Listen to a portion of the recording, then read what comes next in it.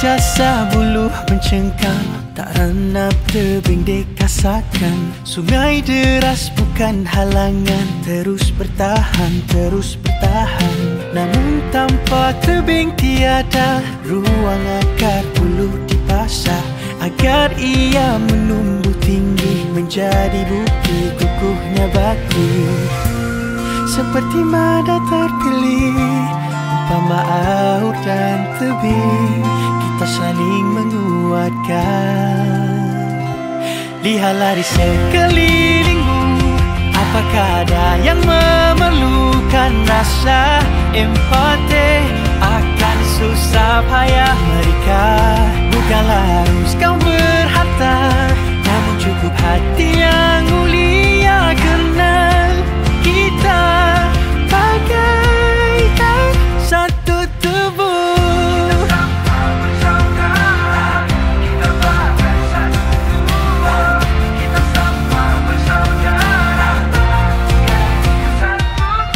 Lihat atas, kiri dan kanan, depan belakang juga bawahmu.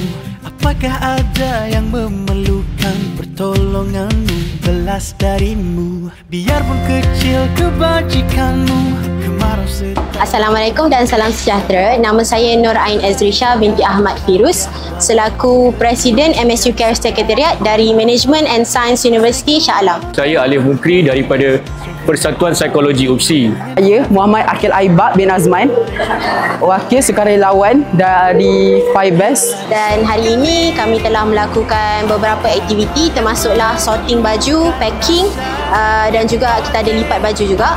Barang yang terkumpul hari ini kita akan letak dalam kontena bersaiz 40 kaki Untuk dihantar ke Syria bagi memberi bantuan kepada mereka. Mengambil masa 50 hari untuk sampai ke Syria. Setiap sumbangan, setiap helai baju akan menjadi sumber kehangatan kepada anak-anak, masyarakat dan warga tua di Syria. Bersama Syria Care, kita bantu. Bersama Syria Care, kita bantu. Sama Syria Care, kita bantu.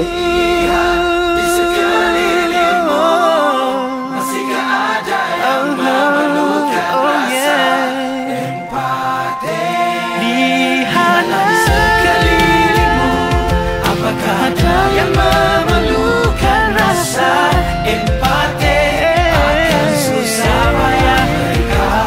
Bukanlah harus kau berharta,